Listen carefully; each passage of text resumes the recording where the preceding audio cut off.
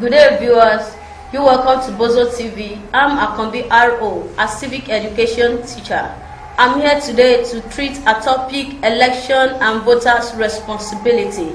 This particular topic is meant for the category 2 of junior secondary school, which is JSS2. Now this day, we are going to look at what is election and what are the voters' responsibility. And when we talk about election is the act of electing candidates on periodic basis to represent the interest of people and the government activities in a given country. Nigeria as a nation, for example, we all are aware that every 4 years, election comes up in Nigeria. And the essence of this is to have a change in government. Once an individual finishes his or her tenure in office, after 4 years, it's expected of another set of people to come in, and for another individual to come into official position.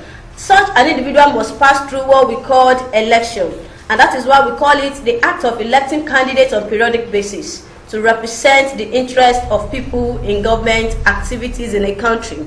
Now, this will lead me to the types of elections. We have different types of election. We have direct election, indirect election, by-election, runoff election, primary election, and referendum election. These are the types of elections we have. Then I would like to discuss it one after the other. I will start from direct election. Now, direct election involves voters casting their votes directly for candidates of their choice without any interference.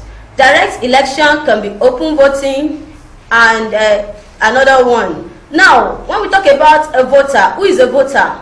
A voter is a qualified adult. And what I mean by qualified adult is that those who are eligible to vote, those who have attained the age at which he or she can vote. And if I may ask question, at what age can an individual vote in Nigeria? An individual can vote in Nigeria once an individual is up to 18 years of age. Once an individual attains that 18 years of age, he or she is ready to cast his or her vote for the candidate of his or her choice. So a situation whereby you cast your vote for the candidate of your choice is what we call direct election. We also have indirect election. This is a system whereby the legislator forms the body known as Electoral College and votes on behalf of all citizens as a result of the failure of the general election to produce elected candidates.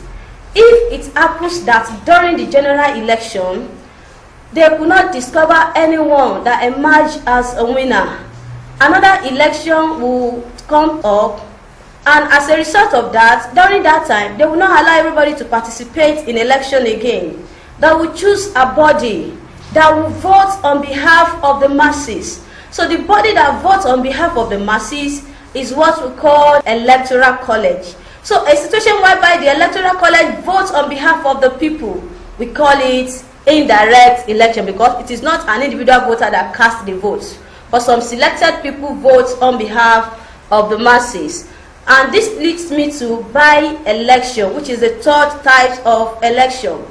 By-election is an election that takes to fill a vacant elective post as a result of disqualification, resignation, or death of the officer holding that post or office.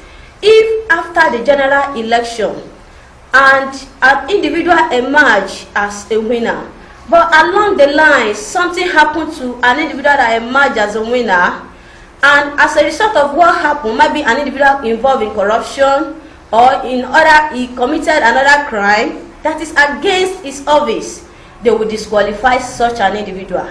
And if such an individual is being disqualified, meaning they need to fill that post, they can't just leave it like that. So an election conducted to fill a vacant seat in government is called by-election. Number 4, we have what we call runoff election. Runoff election has another name. Is also known as second ballot. And how does this one take place? Runoff election or second ballot election comes up in a situation whereby If after the general election, nobody is able to emerge as a winner, another election will come up. And for this runoff election or second ballot election to come up, they have to select the people that have two-thirds of majority. They will be the one to contest again, and whoever comes up as a winner after the second ballot, second election, will be the one that will take the position. This is also known as second ballot. When none of the candidates wins the election in the general election, another election will be conducted, and in the final election, winners will emerge. Then also we have primary election. Primary election is an election conducted within the party. This involves the political parties presenting candidates for any election in a country.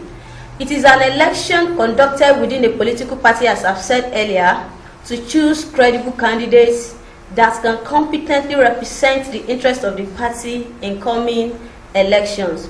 You know, if anytime an election is coming up, each party, we have different political parties in Nigeria, and each party is expected to produce a credible candidate, somebody with outstanding performance that will be able to stand in gap for the party, that will be able to convince the masses that yes, it's their party that are capable of making progress in the country. So it is expected of a political party to choose a credible candidate. And whenever they want to choose a credible candidate like that, they need to conduct what we call a primary election. And that election will take place within the party, meaning that only the members of the political party will be able to participate in such an election. The last one under the types of election is referendum election. We call it yes or no vote of people. They use this type of election to know the opinion of people pertaining to an issue. This is yes or no vote of people, particularly on law in a given political system. It's also called a plebiscite election. Having looked at the meaning of election, the types of election, I made mention of almost 6 types of election: direct, indirect, by-elections, runoff, plebiscite, and primary. Now we want to look at voting. What is voting? This is a democratic act whereby the electorate cast their votes directly in an election to elect candidates of their political interest in government. Remember when I was explaining direct election the other time, I told you that a qualified candidate, a qualified individual has the right to cast his or her vote directly for the candidate or political party of his or her choice. So a qualified individual is known as voter. And if we don't want to use the word voter, we use another word we call them electorate. There are 2 forms of voting methods. We have secret balloting and we have public voting. When we talk about secret balloting, this is a voting system in which voters are made to cast their votes secretly, especially on election day. Once an individual voter is being given a ballot paper that consists of different political parties' names and their logos, it is expected of a voter or an electorate to go to a secluded place where a cubicle is being placed to cast his or her votes. Then after casting the vote in a secret place, he will come back to an open place where the ballot box is being placed. Then he or she will draw the ballot paper there. That is secret balloting. But when we talk about public voting, this is a voting system in which voters are made to cast their votes openly. You cast it where everyone will be able to see what you are doing. What are the importance of election? Having known the meaning of election as a democratic act through which people choose their representative through a periodic election. Now, what are the importance? Number 1, it is a democratic means of choosing leaders. I said it earlier that in Nigeria particularly, Election comes up every 4 years, and once an individual finish his or her tenure, it's expected of another set of people to come into office. Then election will come up. So it's a democratic means of choosing leaders. Number 2, election brings legitimacy into government. When we talk about legitimacy, we're talking about legal backing. A law. There's a law that backed it up. And once an individual is not elected, such a person does not have a legitimacy, or is not legitimate to operate. It also gives the people the right to have a saying in the government, especially the electorate. It is election that make people to have a saying. It gives them freedom to express themselves during election. Election shows the public opinion on an issue.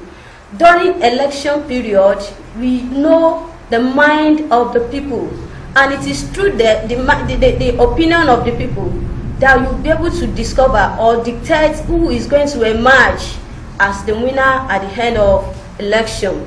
Election is the only means by which the people check their leaders. Yes, it checkmates the excesses of the leaders in government. That is what election does. And election affords the people the opportunity to know a lot of things on governance.